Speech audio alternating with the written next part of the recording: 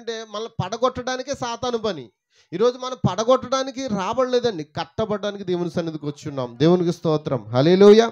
కాబట్టి ఎవరైనా ఈ కూడికల నిమిత్తం ఇంకా నాకు ఏదైనా సలహాలు ఇవ్వాలి అని అనుకుంటే ఖచ్చితంగా మీరు ఆఖరిలో చెప్పవచ్చు, మాట్లాడండి.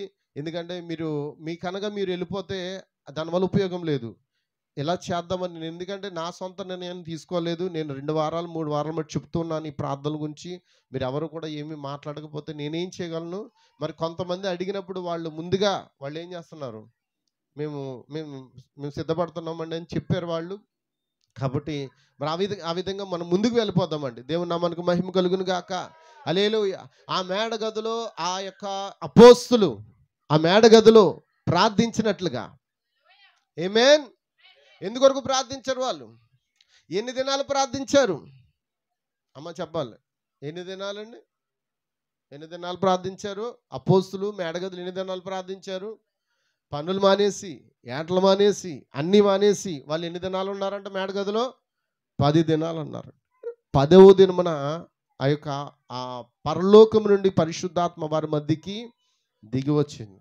కానీ దేవుడు అడుగుతున్నాడు, 10 దినాలు కాదు, మీరు 5 దినాలు ఉండండి. 5వ దిన సాయంకాల సమయంలో దేవుడు మీ సంఘమును ఆత్మతో నింపబోచున్నాడని చెప్పారండి. దేవునికి స్తోత్రం, హల్లెలూయా. ఒక బ్రదర్ కోసం నాకు దర్శనం వచ్చింది. అతడు ఎన్నడూ ఫాస్టింగ్ ప్రేయర్లో పాల్గొనలేదు, ఎప్పుడు కూడా పాల్గొనలేదు. కానీ దేవుడు చూపించాడు, ఒకవేళ ఆ బ్రదర్ దేవుని ఈ యొక్క ప్రార్థనలో పాల్గొంటే ఖచ్చితంగా దేవుడు ఆ బ్రదర్ని పరిశుద్ధాత్మతో నింపబోచున్నాడండి. నాకు దేవుడు చూపించాడు. ఆ బ్రదర్ పేరుని ఇప్పుడు చెప్పను, నాకు దర్శనం వచ్చిందండి. ఆ బ్రదరు ఎప్పుడు కూడా ఉపవాస ప్రార్థనలో ఎప్పుడు కూడా పాల్గొనలేదు. కానీ దేవుడు చూపిస్తున్నాడు, అతడు కానీ ఆ 5వ దినమున దేవుని సన్నిధిలో ప్రార్థన చేయడం మొదలు పెడితే, విశ్వాసంతో నమ్మకంతో ప్రార్థన చేయడం మొదలు పెడితే ఖచ్చితంగా దేవుడు అతన్ని అభిషేకం చేయటం నేను చూసి ఉన్నానండి. నమ్ముతున్నారా మీరు? నేను ఏదో ఇంగ్లీష్లో ఒక మాట చదివితే దాన్ని అర్థం చేసుకుని అతడు తన్మయం చెంది ఆ బలిపీఠం చుట్టూ తిరుగుతూ అతడు ఆ ఆత్మలో ఆనందిస్తూ పడిపోవటం నేను చూశాను. దేవునికి స్తోత్రం. నిశ్చయంగా అలాంటి గొప్ప అనుభవాలు మన మధ్య జరగాలని నేను కోరుకుంటూ ఉన్నాను. దేవుని నామమునకు మహిమ కలుగును గాక. హల్లెలూయా. సరే, ముందుకు వెళ్దాం. ఆదికాండము 21వ అధ్యాయము 22వ అధ్యాయము 1వ వచనం నుంచి చదువుతామండి.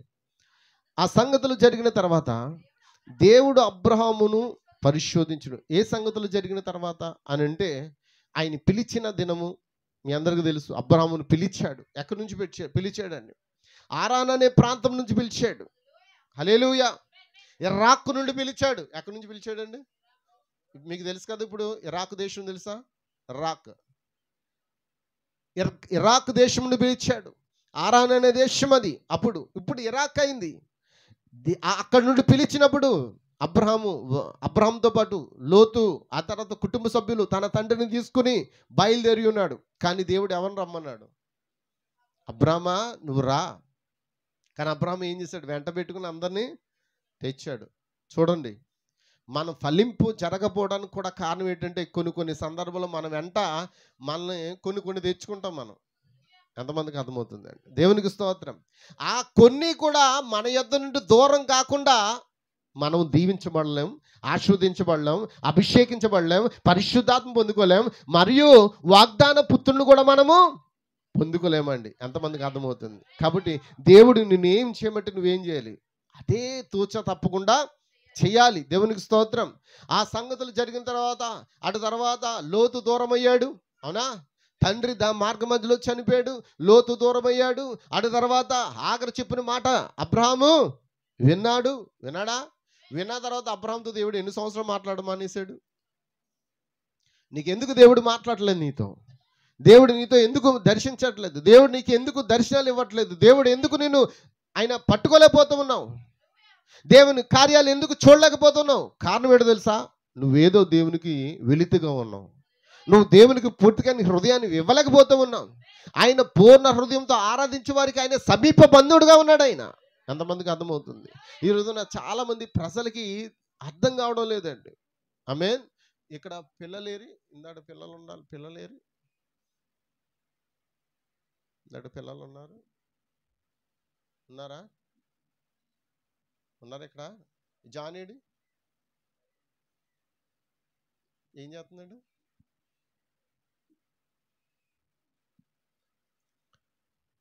ఒక మాట అడగాలి, మిమ్మల్ని అడగచ్చా? దేవునికి స్తోత్రం, హల్లెలూయా. వెళ్ళిరా? దేవునికి స్తోత్రం, హల్లెలూయా. సరే, ఒక మాట మిమ్మల్ని అడగాలనుకుంటున్నాను. ప్రవక్త ఒక వర్తమానం చెప్పాడండి. ఏంటి ఆ వర్తమానం అంటే, దేవుడు ఎవరు? దేవుడు ఎవరు? ఎవరంటే నువ్వేం చెప్తావు?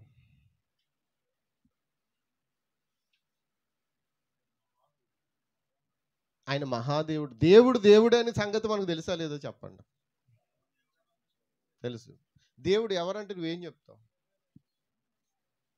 అమ్మా? మీ పిల్లలకి ఏం చెప్తున్నారు మీరు ఏమీ చెప్పట్లేదు. ఇప్పుడు పాస్టర్ గారు ఏమి చెప్పట్లేదు అని ఇప్పుడు వస్తుంది. మీరు చెప్పట్లేదు, నేను చెప్పట్లేదు, నేనే చెప్పట్లేదు. దేవునికి స్తోత్రం. ఎంతమందికి అర్థమవుతుంది?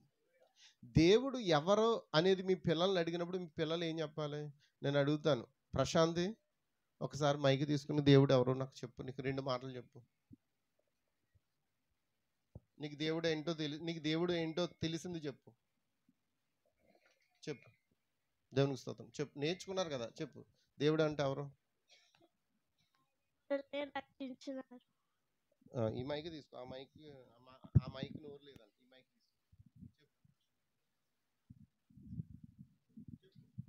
దేవుడు మనల్ని ఎప్పుడూ రక్షిస్తూ ఉంటారు.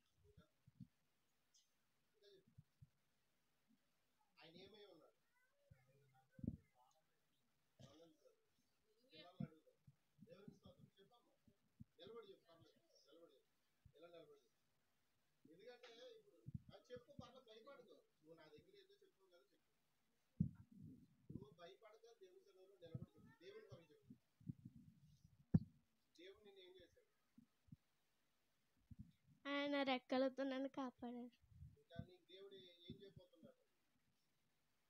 ఆయన సన్నిధిలో నడిపించుతున్నారు.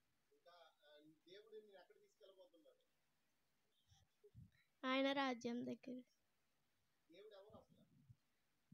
యేసుక్రీస్తు, ప్రభువైన యేసుక్రీస్తు ప్రాణం పెట్టాడు.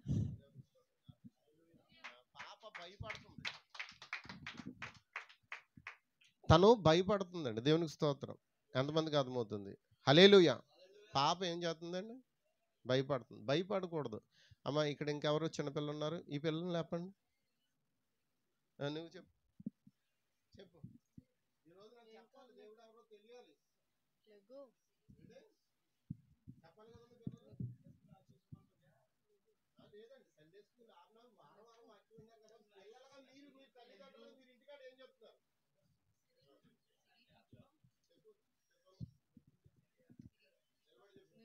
దేవుడు ఎవరో చెప్పు. 2 మాటలు చెప్పు. దేవుడు ఎవరో చెప్పు. దేవుడు మహోన్నతుడు. ఇంకా ఆయన నీ కొరకు ఏం చేశాడు? రక్తం కాచి వెలపెట్టడానికి కొన్నాడు. నిన్ను కొన్నాడు. ఇంకా నిన్ను ఎక్కడ తీసుకెళ్తాడు? పరలోకానికి తీసుకెళ్తాడు. ఇంకా నీ జీవితంలో ఎలాంటి కార్యాలు చేయబోతున్నాడు? ప్రతిదీ అతను నా కోసం ఏది అడిగినా ఇస్తాడు. దేవునికి ఒక్కసారి చెప్పలు కొడతారు. ఆమె అంటుంది, నేను ఆయన్ని ఏం అడిగినా ఆయన నాకు ఇస్తాడు. ఎంతమందికి అర్థమైంది? ఇంకెవరున్నారా చిన్నపిల్లలు? బాబు నువ్వు చెప్తావా? ఇప్పుడు నేనేమంటానంటే, పిల్లల్ని మనం ఎంకరేజ్ చేయాలి. హల్లెలూయా. అబ్రాము తన పిల్లలకి ప్రతి దినం ఏం చేస్తున్నాడు? బోధిస్తూ ఉన్నాడా లేదా? అబ్రాము తన కుటుంబానికి ఏం చేస్తూ ఉన్నాడు? దేవుడు అతనితో ఉన్న అనుబంధాన్ని ఏం చేస్తున్నాడు? కానీ మన పిల్లలకి ఏం చెప్తున్నాం? పిట్ట కథలు చెప్తున్నాం. ఏం కథలు? పిట్ట కథలు. నీ దేవుడు యేసుక్రీస్తు అయితే నీ దేవుని గురించి నువ్వు ఏం సాక్ష్యం ఇస్తావు? ఒక రోజున ఏలియా రథాల మీద, అగ్ని రథాల మీద వెళ్ళిపోయాడంట. ఎంతమంది తెలుసా అండి? ఈరోజు నా వాక్యం చాలా సింపుల్గా ఉంటుంది, చాలా ఆశ్చర్యంగా కూడా ఉంటుంది. కారణం ఏంటంటే నేను అనుభవించిన బాధ. ఎంతమందికి అర్థమవుతుంది? ఆ బాధను ఇక్కడున్న తల్లిదండ్రులు ఎవరు కూడా అనుభవించకూడదని నా యొక్క ఒపీనియన్. ఏడు బెన్ని నీ బాధ్యత. నేను ఇక్కడ వాక్యం చెప్పుకుంటూ పిల్లల్ని చూసుకోవాలంటే నా వల్ల అవ్వదు. లేదంటే బెల్ట్ దెబ్బలే, ఏదోటి రాజీ పడండి. పిల్లల్ని ఇప్పటి నుంచి మనం కంట్రోల్ పెట్టకపోతే ఏమవుతుంది? వాళ్ళు ఏమీ నేర్చుకోరు. నిజమేనా అమ్మ? చెప్పండి అమ్మ. చాలామంది అనుకుంటారు, నేను మా అబ్బాయిని ఇక్కడ పిలిచి పాటలు ఎందుకు పాడుతున్నాను తెలుసా? ఆడికి అలవాటు చేయాలని, ఆరాధన అలవాటు చేయాలని. మా అబ్బాయినే కాదు, ఇంకెవరు ఇక్కడ ఉన్న పిల్లలందరికీ ఏం చేయాలి నేను? మీరు ఎలాగో ఏమీ చేయలేకపోతున్నారు కదా, మీరు ఎలాగో చేయలేకపోతున్నారు. మీ పిల్లల ద్వారానే దేవుడు ఏం చేయాలి? ఆరాధించబడాలి. దేవునికి స్తోత్రం, హల్లెలూయా. ఎందుకంటే ఆయన ఆరాధనకు యోగ్యుడు, అతి శ్రేష్ఠుడు, అతి మనోహరుడు. ఆయన అడిగితే ఇచ్చే దేవుడు. అతడు మన కొరకు ప్రాణం పెట్టినవాడు. ఆమేనంటారా? దేవునికి స్తోత్రం, హల్లెలూయా. కాబట్టి అలాంటి గొప్ప దేవుని కలుగునందుకు మనం ఎలాగ ఉండాలి ఇంకా? హల్లెలూయా, హల్లెలూయా, హల్లెలూయా. అమ్మ వింటున్నారా? మనమే సరిగ్గా లేకపోతే మన కుటుంబం కూడా పాడైపోద్ది. మనం ఏ విధంగా జీవిస్తున్నామో పిల్లలు కూడా ఆ విధంగానే జీవిస్తారు. దేవునికి స్తోత్రం. మన పిల్లల దగ్గర మనం మన యొక్క కుటుంబ సభ్యుల గురించి తక్కువ చేసి మాట్లాడామనుకో, తర్వాత ఆ పిల్లలు కూడా కుటుంబ సభ్యులను చూసి ఏం చేస్తారు? ఎంతమందికి అర్థమవుతుంది? మన పిల్లల ముందు మన సేవకుడి గురించి తక్కువగా మాట్లాడామనుకోండి, ఆ సేవకుని ఆ పిల్లలు ఏం చేయరు? రెస్పెక్ట్ అనేది ఇవ్వరండి. దేవునికి స్తోత్రం. ఇవన్నీ సండే స్కూల్లో నేర్పించే పాఠాలండి. దేవుని మహిమ కలుగును గాక. నా ఆశ సండే స్కూలు ఇంకా పెద్దది చేయాలని. కానీ దేవుని చిత్తం అయితే జనవరి నెలలో ప్రారంభిద్దామండి. దేవుని మహిమ కలుగును గాక. మనకి ఇంచుమించు 2-3 టీచర్స్ ఉండాలి. ఒక్కరు కాదండి, 2-3 టీచర్స్ ఉండి దాన్ని రన్ చేయాలి. నాకు స్థలము లేదు, నాకు ప్లేస్ లేక నేను బాధపడుతున్నాను, ప్రార్థిస్తూ ఉన్నాను. హల్లెలూయా. కానీ ఎందుకంటే సమర్పణ అనేది చాలా ముఖ్యమైనది. ఈరోజు పిల్లల భవిష్యత్తు పోతే ఎవరిని లెక్క అడుగుతాడు దేవుడు? చెప్పండి, ఎవరిని అడుగుతాడు? ముందు ఎవరిని అడుగుతాడు? సేవకుని అడుగుతాడు. ఆడ తర్వాత ఎవరిని అడుగుతాడు? అంతేనా? పిల్లలు గర్భఫలం యెహోవా ఇచ్చు బహుమానం. సండే స్కూల్ పెట్టాం అనుకోండి, ఆనంద్ బ్రదర్ ఏం చేయాలి? పంపించడం కాదు, కూడా తీసుకొచ్చి కూర్చోబెట్టాలి. అవసరమైతే అతడు కూడా కూర్చోవాలి అక్కడ. ఇప్పుడు స్కూల్లో కూర్చుంటున్నాడా? కూర్చోట్లేదా? అమ్మాయి గారు వెళ్ళిపోయి కూర్చుంటుందా? సాక్ష్యం బాగా చెప్పావు, దేవునికి స్తోత్రం, గాడ్ బ్లెస్ యు. వెళ్ళిపోగానే ఆరాధ్య స్కూల్కి వెళ్ళావా? స్కూల్కి వెళ్ళావా? దేవునికి స్తోత్రం. మానకుండా వెళ్ళిపోయిందంటండి. ఎంత మంచిదో, దేవునికి స్తోత్రం, హల్లెలూయా, హల్లెలూయా. ఎందుకంటే ఈరోజు మనం మన పిల్లలకి ఏం చేయాలి? నేర్పించాలండి. అబ్రాహాము తన కుమారుడికి ఏం నేర్పించాడు? వాక్యాన్ని నేర్పించాడు. కాబట్టి అతడు ఏం చేశాడు? అబ్రాహాముకు విధేయుడే ఉన్నాడండి. హల్లెలూయా. అతడు విధేయుడే లేకపోతే అబ్రాహాము మాట అస్సలు వినడు. ఈరోజు మన పిల్లల్ని ఇంటికాడ పెట్టడం కాదండి, వీధుల్లో పెట్టడం కాదండి. ఎక్కడ పెట్టాలి? నువ్వు ఏదైనా చేయడం మానే, కానీ పరలోక రాజ్యాన్ని తీసుకెళ్ళడం మానేయద్దు. ఎందుకంటే ఆ పరలోక రాజ్యం ఎక్కడుందని పౌలు చెప్తున్నాడు?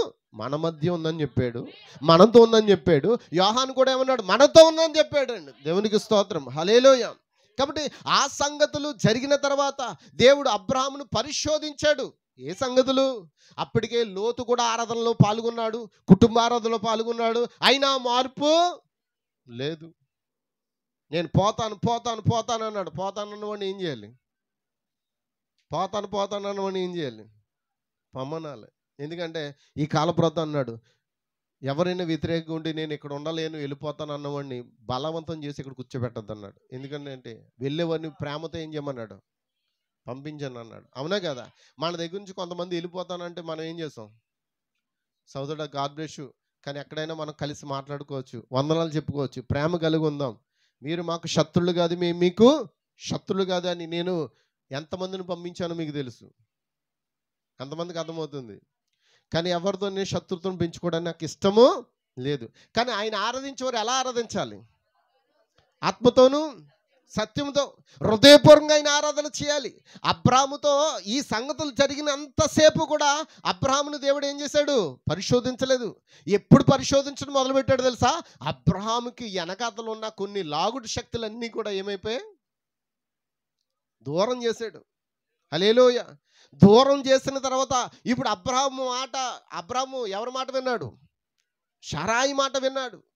షారాయి, అప్పుడు ఆమె షారా కాదు, షారాయి మాట విన్నందుకు అబ్రాహాముతో దేవుడు ఎన్ని సంవత్సరాలు మాట్లాడలేదు? 13 సంవత్సరాలు మాట్లాడలేదని. అమ్మ అందరు ఇక్కడ ఉన్నారా? ఒక్క మాట వినలేనందుకే దేవుడు 13 సంవత్సరాలు మాట్లాడమనేదే. మనం ప్రతిదినం చేసిన కార్యాలకి దేవుడు అసలు మనతో మాట్లాడతాడా? చెప్పండి.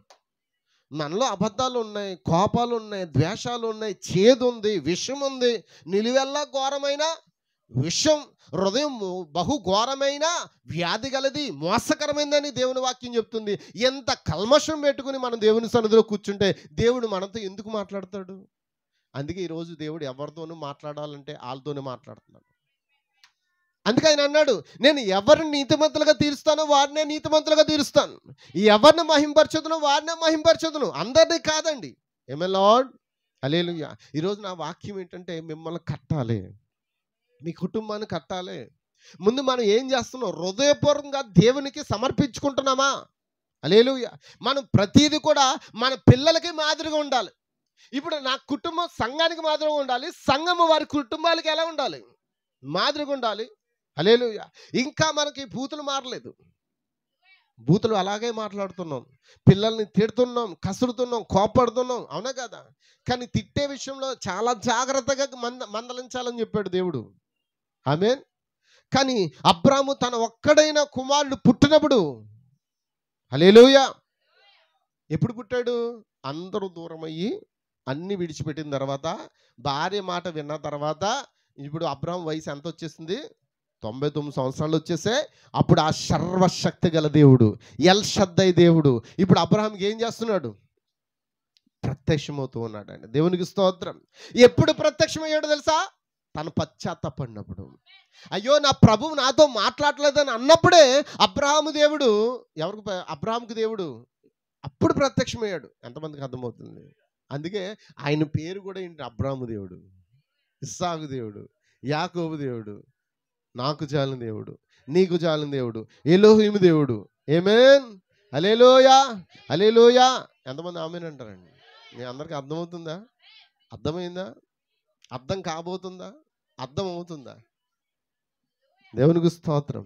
కాబట్టి ఈరోజు మనం నేర్చుకోవాల్సింది ఏంటంటే, ముందు అబ్రాహామును ఏమడిగాడు? పరిశోధించాడంట. పరిశోధించి ఎట్లనగా ఆయన అబ్రాహామా అని పిలవగా అతడు ఏమన్నాడంట? చిత్తము ప్రభువా అన్నాడు. దేవునికి స్తోత్రం. ఏమన్నాడు? అప్పటికే అమ్మా ఇస్సాకుకి 15 సంవత్సరాల వయసు వచ్చిందంట. ఎన్ని సంవత్సరాల వయసు? 14-15 సంవత్సరాల వయసు వచ్చింది. ఇస్సాకుకి ఏమి నేర్పించాడు? విధేయత నేర్పించాడు. ఇస్సాకుకి ఏం నేర్పించాడు? బలులు అర్పించడం నేర్పించాడు. ఇస్సాకు ఏమి నేర్పించాడు? బలిపీఠాలు కట్టడం నేర్పించాడు. ఇస్సాకు ఏమి నేర్పించాడు? దేవుని ప్రార్థించడం నేర్పించాడు. ఇస్సాకు ఏమి నేర్పించాడు? అల్లచర్రగా తిరగడం కాదండి, దేవుని ఆరాధించడం మాత్రమే నేర్పించాడు. అబ్రాహాము దేవునికి విధేయత ఉండుట ఆ ఇస్సాకు కనుగొని, ఇస్సాకు కూడా తండ్రికి ఎలా ఉన్నాడు? నేను ఒకటే మాట చెప్తాను, నువ్వు మొదట దేవునికి సరెండర్ అయితే నీ కుటుంబం నీకు సరెండర్ అవుతుంది. కానీ చాలామంది ఎలా ఉన్నారంటే, నువ్వు దేవునికి పూర్తిగా సరెండర్ అవ్వలే. సరెండర్ అయ్యాను అనుకుని నువ్వు ఏం చేస్తున్నావు? భ్రమలో ఉన్నావు. ఎంతమందికి వాక్యం అర్థమవుతుంది? పిల్లలకి అర్థమవడానికి ఎందుకు వాళ్ళు నిలబెట్టాను తెలుసా? పిల్లలు కూడా క్రీస్తులో భాగమే ఉన్నారు, వాళ్ళు కూడా వధువులో భాగమే ఉన్నారు. వారిని కూడా మనం ఏం చేయాలి? ఎంకరేజ్ చేయాలి. దేవునికి స్తోత్రం. మన పిల్లలకి ఎక్కువగా నేర్పించేది వాక్యం కన్నా సెల్ ఫోన్లో అబ్బం చిట్టి జలకమ్మ, పొట్టి పొలకమ్మ, ఇంకేంటి జానీ జానీ ఎస్ పాప,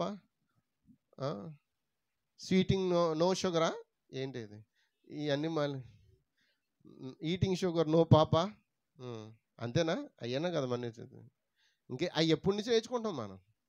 నువ్వు చిన్నప్పటి నుండి నేర్చుకుంటావు, మళ్ళీ నేర్చుకున్నాయి మళ్ళీ పిల్లలకి ఏం చేస్తున్నావు? నువ్వు నేర్చుకున్నది కాక నీ పిల్లలకు కూడా నేర్పిస్తున్నావు, కానీ నువ్వు నేర్చుకోవాల్సింది ఏంటి? దేవుని పాఠం. God bless you mummy, God bless you daddy, ఇవన్నీ మర్చిపోయాం. పొద్దున్నే లేక దున్నపోతా లేకరా అంటాం. అవునా? యారా టైం లేదు, సరిపోలేదు నీకు, దున్నపోతా లేక అంటాం. ఆయన మొట్టమొదటి నువ్వు పలికింది ఏంటి? నువ్వు దున్నపోతు అయితే ఆడి కూడా ఏముంటాడు అంతే. దున్నపోతనే కదా కంటది. ఏమండి అంటేనా? కరెక్ట్ కదా? ఏమండి చెప్పండి. మనం లేపేటప్పుడు కూడా ఉంటాం, లేకట్లేదు అనుకో దున్నపోతా లే, పందిలా పడుకున్నా ఉంటాం. మరి పిల్లల పందులైతే మనం ఏంటి? అది పంది అయితే మనం కూడా పందులు. అమ్మా వింటున్నారా? అబ్రాము దేవుని కుమారుడుగా బ్రతికాడు. అబ్రాము తన కుమారుని దేవుని కుమారుడుగా పెంచాడు. అబ్రాము కుమారుడు విధేయత చూపిస్తూ ఉన్నాడు. అబ్రాము దేవునికి ఎలా ఉన్నాడు? విధేయుడై ఉన్నాడు. Amen Lord, hallelujah. ఈరోజు మనం దేవునికి సరెండర్ అయిపోవాలి. ఏమవ్వాలండి? I surrender all to Jesus. తెలుసా సాంగ్? నా సమస్తము ఆయనకే మనం ఏం చేయాలి? అర్పించాలి. ఎలా అర్పించాలి? సంపూర్ణంగా. నువ్వు దేవునికి ఇచ్చుట నువ్వు ప్రారంభిస్తే నీ పిల్లలు కూడా ఏం చేస్తారు? ప్రతి రూపాయి దాచుకుంటారు వాళ్ళు. ఎందుకు మమ్మీ, ఎందుకు డాడీ అంటే నువ్వు అంటావు, నేను కానుక ఇవ్వాలనుకుంటున్నాను. నువ్వేమంటావు? వద్దులేరా నువ్వు కొనేసుకో అంటావు. మనం ఏమనుకో, నువ్వు కొనేసుకో అంటాం. కొనుక్కోవడం కదా. వాళ్ళు ఎప్పుడైతే దాయడం మొదలు పెడతారో, అమ్మ వింటున్నారా? వైజాగ్లో ఒక అబ్బాయి ఉన్నాడండి. అబ్బాయి పేరు మర్చిపోయాను కానీ వాళ్ళ తండ్రి పేరు ఒనీసిము. అతడు ఏం చేశాడంటే, వాళ్ళ డాడీ సంవత్సరం నుంచి డబ్బులు ఇస్తున్నాడంట ఆ బిడ్డకి. 10 రూపాయలు, 5 రూపాయలు, 2 రూపాయలు అలాగా ఇస్తుంటే మనోడు ఏం చేశాడంటే ప్రతీది కూడా ఏం చేశాడు? దాచిపెట్టాడు. దేనికి? బొమ్మ కొనుక్కోవడానికి కాదు. ఇంకేంటి? ఏంటి? యూత్ మీటింగ్లో నేను ఈ డబ్బులతో ఏదో విధంగా పాస్టర్స్ కనీసం మంచినీళ్ళైనా ఇవ్వాలని అతడు ఆ మూటను తీసుకొచ్చి వాళ్ళ డాడీతో పంపించాడు. పంపిస్తే పాస్టర్ గారు తీసుకోలేదు, పాలకి గారు తీసుకోలేదు. కారణం ఏంటో తెలుసా? ఎవరు దాచారు, ఎవరు తెస్తున్నారు? ఎవరు దాచారు, ఎవరు తెచ్చారు? దాచిన వ్యక్తి వచ్చి ఇస్తేనే నేను ఇక్కడ తీసుకుంటాను. ఎందుకంటే సమర్పణ అనేది ఎవరు చేసాం? ఈ రోజున ఎలా ఉంటుందంటే అమ్మ మొక్కు ఉంటుంది. అమ్మ మొక్కు ఎవరు తీస్తారు? అమ్మే తీర్చాలి. అంతేనా? కొడుకు మొక్కు కొడుకే తీర్చాలి. ఎంతమందికి అర్థమవుతుంది? కానీ మనం ఏం చేద్దాం? అక్కడ వాళ్ళు ఏదో మొక్కుంటారు, మనం వచ్చి ఇక్కడ తీరుతాం. కానీ ఆయన మొక్కు ఇంకా బాకీయే. తీర్చవలసిన వ్యక్తి ఎవరు? ఎవరైతే దేవుని సన్నిధిలో మొక్కుకున్నారో వారు చేయటమే మేలండి. ఆ అబ్బాయి వచ్చేంత వరకు తీసుకోకపోతే ఆ అబ్బాయిని స్టేజ్ మీద పిలిచి ఆ డబ్బులు తీసుకొచ్చి ఆ అబ్బాయి పాస్టర్ గారికి ఇచ్చారు. ఎంతమందికి అర్థమవుతుందండి? ఇచ్చినప్పుడు వాటిని ఏమన్నాడంటే ప్రత్యేకంగా ఇవి పాస్టర్స్ వాటర్ బాటిల్కి 3 దినాలు వాడమన్నారంట. ఇంచుమించు ఎంతో తెలుసా అండి? 3000 చిల్లర. అది సంవత్సరం దాచాడంట. దేవునికి స్తోత్రం. అబ్బాయి ఎంత ఉంటాడంటే మా అబ్బాయి వయసు ఉంటుంది అంతే, ఇంకా అంతకంటే ఏముంటుందండి. హల్లెలూయా. నేనేమంటానంటే మనం రూపాయి ఇస్తాం కానీ బిడ్డలు దాచిపెట్టరు. దాన్ని ఖర్చు పెట్టేసుకోరా పర్లేదు లేరు, చూద్దాంలే ఆ టైంకి చూద్దాం అంటాం. ఆ టైంకి ఏమి ఉండదు. ఏమైనా ఉంటుందా? అమ్మా తల్లులారా, మీ పిల్లలకి 10 రూపాయలు ఇస్తారు, 20 రూపాయలు ఇస్తారు. వాడు రే కానుకకు దాచుకోమని నువ్వేం చేయాలి? చెప్పాలి. నువ్వు చేస్తుంటే వాళ్ళు కూడా ఏం చేస్తారు? చేయడం స్టార్ట్ చేస్తారు. దేవుని నామానికి మహిమ కలుగును గాక. హల్లెలూయా. ఇక్కడ జరిగిన మాట నేను మీతో ముందుకు చెప్పుకుంటూ వెళ్ళిపోతాను. చూడండి, అప్పుడు ఆయన నీకు ఒక్కడైనా నీ కుమారుని అనగా నువ్వు ప్రేమించు ఇస్సాకును తీసుకుని మోరియా దేశముకు వెళ్ళి అక్కడ నేను నీతో చెప్పబో పర్వతంలో ఒకదాని మీద దహన బలిగా అతన్ని నువ్వేం చేయాలి? అర్పించు అన్నాడు. దేవునికి స్తోత్రం. అమ్మ వింటున్నారా? ఇప్పుడు 25 సంవత్సరాలు వెయిట్ చేసిన అబ్రాహాముకి పుట్టిన కుమారుని దేవుడు ఏం చేశాడు? అమ్మ చెప్పండి. బలి అడిగాడండి. ఇప్పుడు అబ్రాహాం ఏం చేయాలి? మనమైతే ఏం చేస్తాం? అబ్రాహాం అయితే ఏం చేశాడు, మనమైతే ఏం చేస్తాం? లేక పుట్టాడు ప్రభువా, నేను ఎవరు, నన్నన్నా తీసేసుకో అంటామా లేదా? ఏమంటాం? నన్నన్నా తీసేసుకో, నేను మాత్రం నా కుమారుడే ఇవ్వను, నేను ముసలోను ప్రభువా, నేను ఇవ్వను ప్రభువా అన్నాడా? ఒక్క మాట కూడా మాట్లాడలేదండి. అబ్రాము విధేయుడే. తెల్లవారినప్పుడు అబ్రాము లేచి తన గాడిదకు గంతగట్టి తన పనివారిలో ఇద్దరిని తన కుమారుడకు ఇస్సాకును వెంటబట్టుకుని దహన బలి కొరకు రొట్టెలు కట్టెలు చీల్చి లేచి దేవుడు తనతో చెప్పిన చోటుకి వెళ్ళాడు. ఎంతమందికి వాక్యం అర్థమవుతుందండి? అంటే దేవుడు అడగడమే.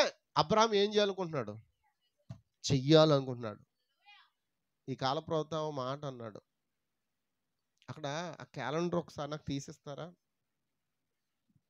ఆ క్యాలెండర్ ఎంతమంది ఈ నెల క్యాలెండర్ చదివి ఉన్నారు? ఎంతమంది? ఈ మాట నేను మెసేజ్ హబ్లో ట్రై చేశాను, నాకు దొరకలే ఈ మాట. ఇది ఎక్కడుందంటే ఈ మాట ఇంగ్లీష్లో. నేను చెప్పే విషయాలు మెసేజ్ హబ్లో కూడా కొన్ని చోట్ల దొరకవండి. కారణం ఏంటంటే ఇంగ్లీష్లో కొన్ని చోట్ల వాటిని ప్రకటించాడు. మెసేజ్ హబ్లో అన్ని మెసేజ్లు పూర్తిగా లేవు. ఈ ఎందుకు వై అనే వర్తమానము ఆ తెలుగు దాంట్లో ఒక్కటే ఉందండి, కానీ ఇంగ్లీష్ దాంట్లో ఇంచుమించు 4-5 మెసేజ్లు ఉన్నాయి. 60లో బోధించాడు, 59లో బోధించాడు, 63లో బోధించాడు, 64లో బోధించాడు. ఈ 60లో మళ్ళీ 2 సార్లు బోధించాడు ఆయన. ఈ వై అనే వర్తమానంలో ఏం చెప్పాడంటే, ఎబ్రీయులకు రాసిన పత్రిక 7వ అధ్యాయము 9-10 వచనాల్లో, అంతేకాక ఒక విధముగా చెప్పిన ఎడల 10వ వంతులను పుచ్చుకొని లేవియు అబ్రాహాము ద్వారా దశమాంసములను ఇచ్చెను. ఏమిచ్చాడండి? దశమాంసములు అంటే ఏంటి? అప్పుడు దశమ భాగము, మాంసము కూడా దశమ భాగంగా ఇచ్చేవారు. ఎంతమందికి అర్థమవుతుంది? ఎలాగనగా మెల్కీసెదెకు అతని పేరును కలుసుకున్నప్పుడు లేవి తన పితరుని గర్భంలో ఉండెను. దేవుని నామమునకు మహిమ కలుగును గాక. ఈ వై అనే వర్తమానము చూసుకోండి. 60 సంవత్సరం మార్చి నెల 9వ నెలలో 151 పారాగ్రాఫ్ అండి. ఎందుకని మెసేజ్ చూసినప్పుడు నేను 80 పేరాలో చూశాను. 151 పేరాలో సంఘము తాము కలిగి ఉన్న సమస్తముతో, అమ్మ వింటున్నారా అమ్మా?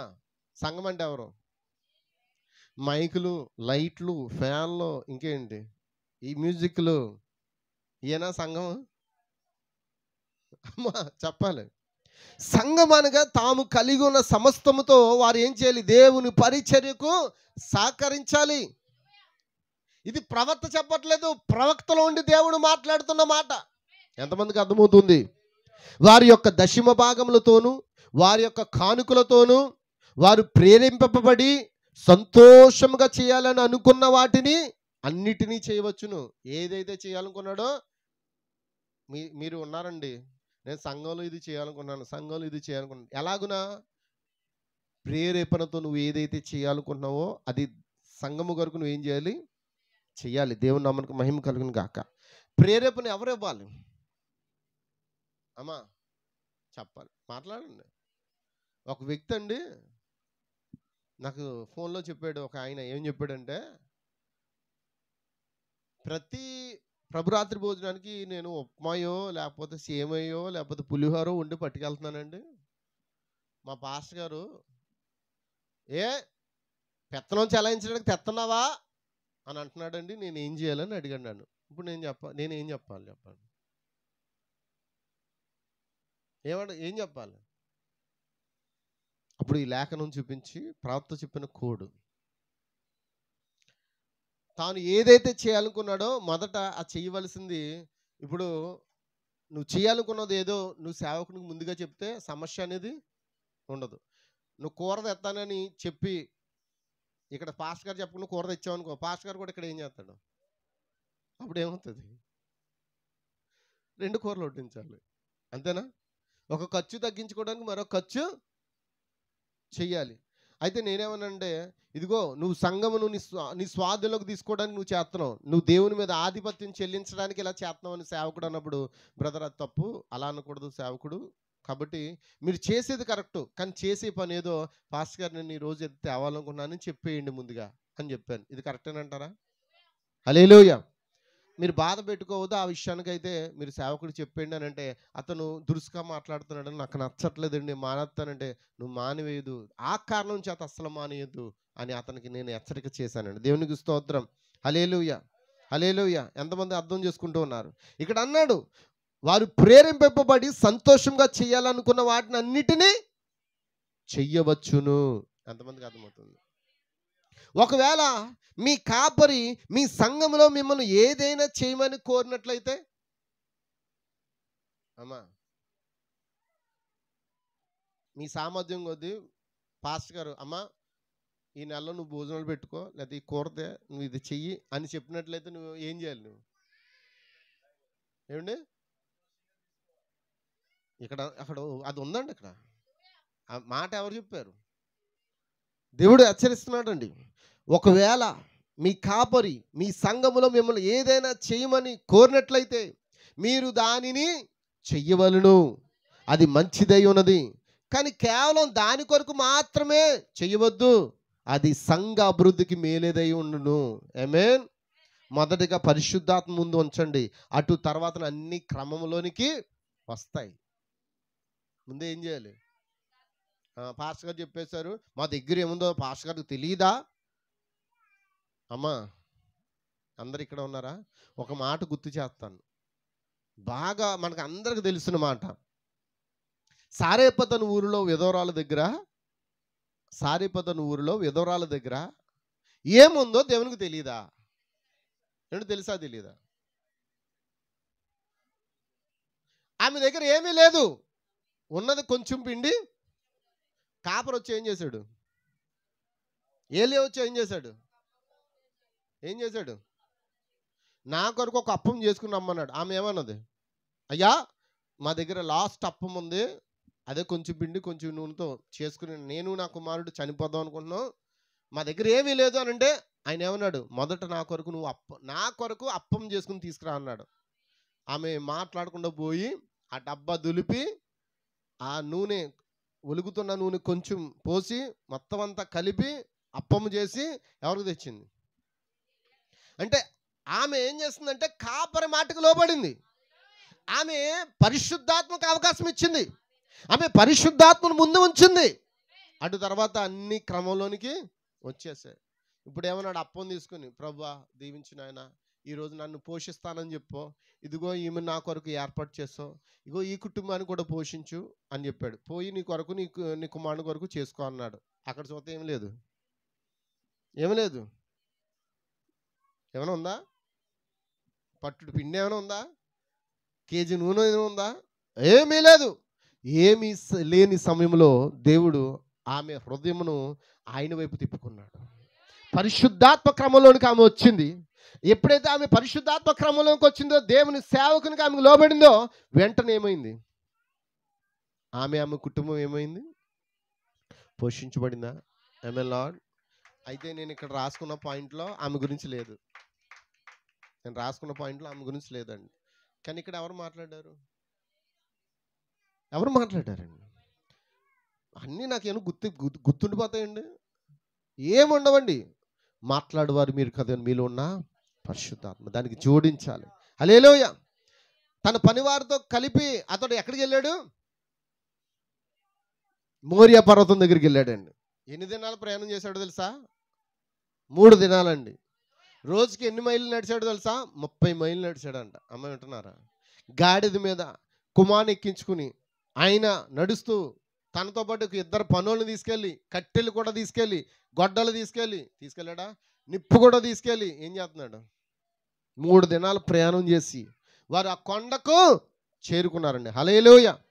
అలాగ వారిద్దరూ 9వ వచనంలో వారిద్దరూ కూడి వెళ్ళి దేవుడు అతనితో చెప్పిన చోటుకు వచ్చినప్పుడు అబ్రాహాము అక్కడ బలిపీఠం కట్టి కట్టెలు చక్కగా పేర్చి తన కుమారుడు ఇస్సాకును బంధించి ఆ పీఠం పైన ఉన్న కట్టెల మీద ఏం చేశాడు?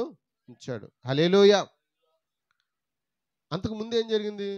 ఆ కుమారుడు అడుగుతున్నాడంట. మీరు ఆ మాటలు ఇంటికి వెళ్ళి చదవచ్చు. దేవునికి స్తోత్రం. ఏం అడుగుతున్నాడు? డాడీ ఏది గొర్రె ఎక్కడుంది? ఏది డాడీ చెప్పండి డాడీ అని అంటే 115 సంవత్సరాల వయసులో ఉన్న అబ్రహాముకి ఎలా ఉందంటే ఆ మాట అనగానే ఎలా ఉంటుందో చెప్పండి. అది నువ్వే అని చెప్పలేక ఏమన్నాడు? యెహోవా చూచుకొనని చెప్తున్నాడు. దేవునికి స్తోత్రం. దేవుడే చూచుకొనని చెప్తూ ఉన్నాడు. ఈ రోజున దేవుడు అడిగిన ప్రతి దానికి నువ్వు కాదని చెప్పుకో, నో అని చెప్పుకో. నువ్వు చేయగలిగితే నువ్వు హృదయపూర్వకంగా సమర్పణ కలిగి నువ్వేం చేయాలి? దేవుని కొరకు చెయ్యాలండి. చేసి చూడు, దేవుడి యొక్క దీవెను నువ్వేం చేస్తావు? పొందుకుంటావు. హల్లెలూయా, హల్లెలూయా. యెహోవా చూసుకుంటాడులే అని, కానీ ఈయనకేమో అర్థం కాలేదు. అప్పుడు కొండ మీదకి ఎక్కారంట, ఎత్తైన కొండ మీదకి, మోరియా పర్వతం. ఇప్పుడు ప్రెసెంట్ ఆ మోరియా పర్వతం మీదే ఓమర్ మసీద్ ఉంది. అమ్మ వింటున్నారా? ఒకప్పుడు దేవుని ఆలయం ఉంది. ఇప్పుడు ఆ ఆలయం పడగొట్టబడి ఏం కట్టారు? ఇప్పుడు ఓమర్ మసీద్ కట్టారు. ఇప్పుడు ఆ ఓమర్ మసీద్ పడగొట్టి ఏం కడతారు? 3వ మందిరం కట్టబడబోతుంది. అయితే ఆ మోరియా పర్వతం మీదకే తీసుకెళ్ళమన్నాడు. ఎవరిని? ఇస్సాకును బలిగా ఇవ్వడానికి. దేవునికి స్తోత్రం, హల్లెలూయా. ఆ మోరియా పర్వతం మీదకి వెళ్తున్నప్పుడు పనివాడితో అన్నాడంట. ఏమని? పనివారితో. అప్పుడు అబ్రాము తన కుమారుని చూడండి, ఆ పనివారితో ఏమన్నాడంటే, మేము వెళ్ళి దేవునికి మొక్కి మరలా మీ వద్దకు వచ్చేద్దాం. ఏమన్నాడండి?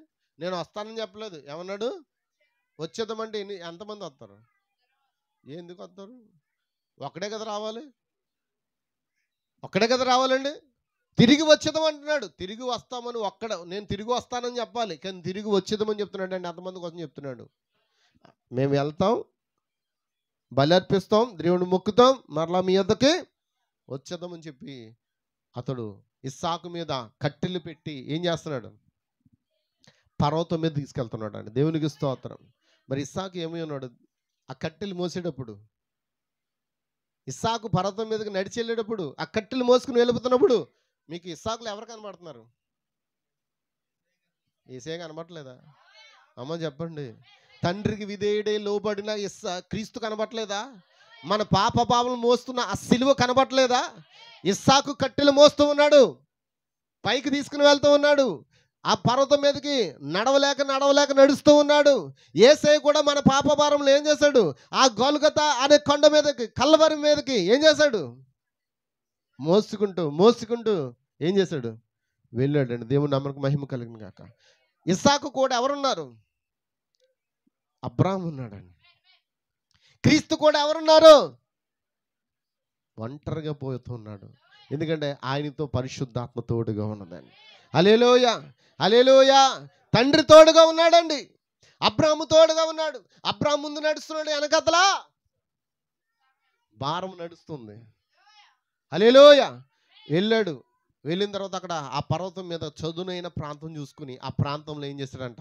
12 రాళ్ళు తీసుకుని బలిపీఠం కట్టాడంట. ప్రవక్త చెప్తూ ఉన్నాడండి. ఆ వర్తమానం కూడా చదువుతాను. 12 రాళ్ళు తీసుకుని ఏం చేశాడు?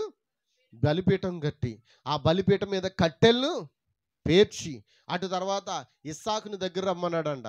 ఇస్సాకు విచిత్రంగా చూస్తున్నాడంట, ఏమీ మాట్లాడలేకపోతున్నాడు. తండ్రి మాటకి ఎదురు చెప్పట్లేదండి. విధేయుడు ఉన్నాడు. కారణం ఏంటో తెలుసా? అబ్రాహాము ఇస్సాకును ఆ విధంగా పెంచాడు.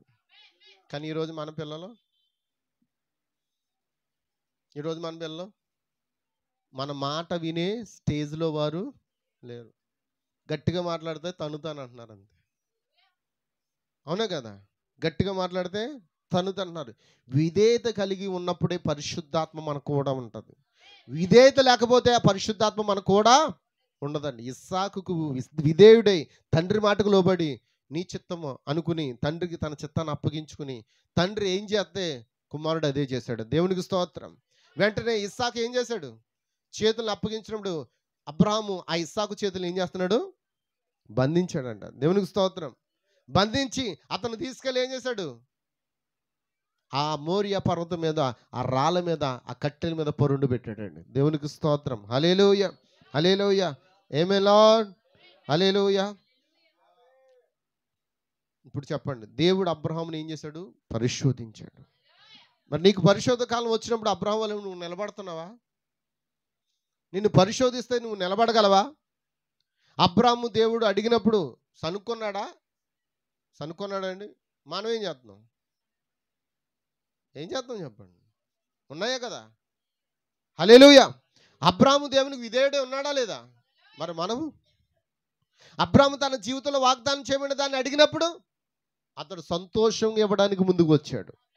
మరి మనం ఇవ్వగలమా? మాట్లాడలేదు ఎవరు. ఎలాంటి సమర్పణ జీవితం ఇప్పుడు ఎవరిలో కనబడుతుంది? మనం అబ్రాము వలె చేయలేమని దేవునికి ముందుగానే తెలుసు, అవునా కదా చెప్పండి. కానీ మనం ఎవరు? అబ్రాము పిల్లలం. పేరుకి మనం ఏమంటాం? మా తండ్రి అబ్రాము అంటాం. కానీ అబ్రాము చేసింది మాత్రం ఏమన్నా పరిచర్య వరకు అడిగామనుకోండి, కారణాలు చెప్తాం. ఏంటి ఆ కారణాలు? సారేపతు విధవరాలు ఒక్క కారణమే చెప్పింది, తర్వాత పోయి చేసుకున్నది వచ్చింది. తర్వాత తన కుటుంబం తన బంధువులు అందరూ పోషించబడ్డారు. మనం ఏం చేద్దాం? ఎలాగొస్తాయండి మాకు, ఎలాగ కష్టపడతా కానీ ఏంటంది రెక్కాడదే కానీ డొక్కాడదు. అదే ఖర్చు పెట్టేటప్పుడు ఆ డైలాగ్ వేస్తావా? బట్టలు కొనేటప్పుడు ఆ డైలాగ్ వేస్తావా? బంగారం కొన్నప్పుడు ఆ డైలాగ్ వేస్తావా? చెప్పండి చెప్పండి అమ్మా, మాట్లాడలేదు. ఏదైనా చేసినప్పుడు ఆ డైలాగ్ వేస్తావా? రెక్కాడితే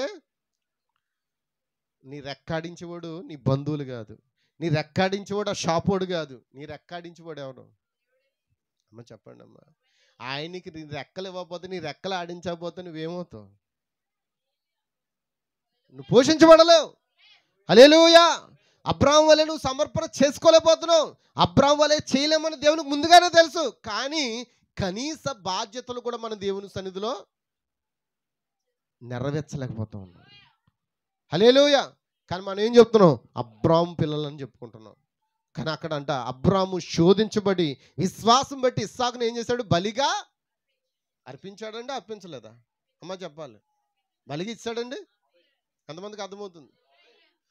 అతనంట తిరిగి మృతుల్లోంచి పొందుకున్నాడంట. ఇస్సాకును మళ్ళీ తిరిగి ఏం చేశాడు? మృతుల్లోంచి పొందుకున్నాడు. అక్కడ ఇస్సాకుకు ప్రతిగా ఎవరు బలి అయిపోయారు? అమ్మ చెప్పండి. నీకు ప్రతిగా ఎవరు బలి అయిపోయారు? నువ్వు చావవలసిన స్థితిలో ఉండగా నిన్ను బ్రతికించడానికి ఎవరు చనిపోయారు? ఇప్పుడు చెప్పండి, యేసుప్రభు ఎవరు? నన్ను బ్రతికించడానికి నా కొరకు మరణించిన దేవుడు. ఎంతమందికి అర్థమవుతుంది? మీరు అందరూ చెప్తారా? దేవుడు ఎవరు? నన్ను బ్రతికించడానికి నా కొరకు మరణించిన దేవుడు. హల్లెలూయా. దేవుడు ఎవరు? నన్ను సృష్టించిన సృష్టికర్త. ఎంతమందికి అర్థమవుతుంది? దేవుడు ఎవరు? నన్ను సృష్టించిన. మరి ఇప్పుడు దేవుని ముందు పెడతావా, బంధువుల ముందు పెడతావా? నువ్వు దేవుని ముందు పెడితే అంత క్రమంలో జరుగుతుంది. నువ్వు బంధువులు ముందు పెట్టావా, క్రమం అంతా ఏమైపోద్ది? పాడైపోద్దండి. దేవునికి స్తోత్రం. కాబట్టి నీకు దేవుడు ఎవరనంటే నిన్ను సృష్టించినవాడు, నీ కుటుంబంను కాపాడువాడు, నీ కుటుంబం పోషించేవాడు, నీ కుటుంబం సంరక్షించేవాడు, నీ కుటుంబను మృతుల నుండి లేపేవాడండి. ఎంతమంది ఆమేనంటారు? దేవునికి స్తోత్రం. హల్లెలూయా, హల్లెలూయా, హల్లెలూయా. ఒక వర్తమానం చదువుతూ ఉన్నాను. ప్రకటన 4వ అధ్యాయం అనే వర్తమానంలో, ఇది మీరు బైబిల్లో చూత కనబడదండి. 61వ సంవత్సరంలో బోధించాడు. అబ్రాహాముతో ఆయన ఏం చెప్పినో చూడుము. ఆ పర్వతం మీదకి నీ కుమారుని తీసుకుని వెళ్ళి మరియు బలిగా అర్పించుము. అతడు 25 సంవత్సరాలు ఎదురు చూచిన తర్వాత, ఇది చాలా మంచి మాటలండి. అమ్మ వింటున్నారా? అందరూ వింటున్నారా? ముగింపులోకి వచ్చాను. అతడు 25 సంవత్సరములు ఎదురు చూచిన తర్వాత మరియు ఆయన ఎలా చెప్పాను? ఆ పర్వతం మీదకి నీ కుమారుని తీసుకుని వెళ్ళి మరియు బలిగా అర్పించుము. అప్పుడు అబ్రాహాము అనుకున్నాడంట, ఎలా నేను రాజ్యములకు నిన్ను తండ్రిగా చేస్తాను? 100 సంవత్సరాల వాడైన అబ్రాహాము అతడి భార్యకు 90 సంవత్సరములు మరియు వారికి ఉన్న ఏకైక కుమారుడు. అబ్రాహాముకు అప్పుడు సుమారుగా 115 సంవత్సరాలు ఉండొచ్చు. కావున అతడు ఎలా అన్ను? అతడు ఏమి చేయబోచున్నాడు? అది ఎలా జరుగుతుంది? నేనైతే ముసలివాడిని, అంటే ముసలివాడిని, నేనెంతో ముసలివాడిని మరియు 25 సంవత్సరాలు ఈ వాగ్దాన కుమారుడు కొరకు ఎదురు చూశాను. 75వ సంవత్సరంలో దేవుడు నాతో మాట్లాడాడు. ఇప్పుడు నేను 100 సంవత్సరాలు గలవాడును మరియు షారాకు 65 సంవత్సరాలు, ఇప్పుడు 90 సంవత్సరాలు. ఎలా మాకు ఈ కుమారుడు కలిగి ఉన్న తర్వాత మరియు నీవు నాకు 25 సంవత్సరాల క్రితము, హల్లెలూయా, ఈ కుమారుని వాగ్దానం చేసావు. నేను ఈ కుమారుని కలిగి షారాతో ఈ సంవత్సరాలను గడుపుతానని చెప్పి ఉన్నాను. నేను బిడ్డను కనలేని వాడను మరియు ఆమెకు స్త్రీతత్వం ఉడిగిపోయింది. అప్పుడు ఎలా? ఆమెను మరియు నన్ను ఇంకను బిడ్డలను కనలేని వారిగానే ఉంచుతావా? మరియు నీవు వచ్చి ఈ కుమారుని ఇచ్చేమని అడుగుతున్నావు. హల్లెలూయా. మేము అతన్ని 15 సంవత్సరాలు పెంచి పెద్దవానిగా చేసాం. మరి ఈ కుమారుని ద్వారా నీవు అన్ని జనంలో మరియు ప్రపంచంలో ప్రతి రాజ్యంలో ఆశీర్వదించబడతావని నువ్వు చెప్పావు. మరి అన్ని జనులకు కూడా నన్ను తండ్రిగా చేస్తానన్నావు ప్రభువా. రాబో తరములకు నన్ను తండ్రిగా చేస్తానన్నావు కదా. ఈ కుమారుని ద్వారా ఆకాశం కింద ఉన్న రాజ్యములకు నీవు నన్ను తండ్రిగా చేస్తానన్నావు. మరి ఈ కుమారుడి ద్వారా విమోచకుడు వస్తాడన్నావు. మరి ఆ విమోచకుని ద్వారా మానవాళిని విమోచిస్తానని చెప్పావు ప్రభువా. దాన్ని నువ్వు ఎలా చేయగలవు అని అబ్రహాం అంట ఆలోచించలేదంట.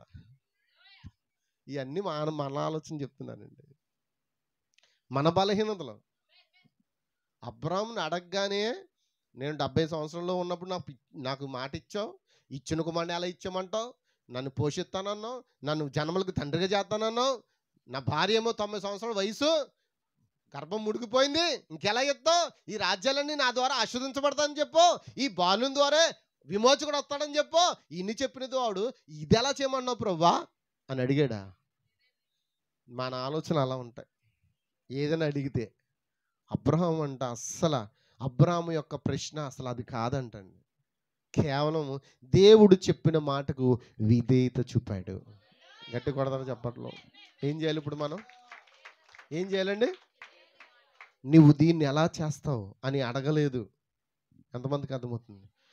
కేవలం అది నాకు సంబంధం లేనిది అని అనుకున్నాడు. దేవుడు చెప్పాడు నేను చెయ్యాలి, అది నాకు సంబంధం లేదు. దేవుడు అడిగాడు ఇచ్చేస్తాను. ఎంతమందికి అర్థమవుతుంది?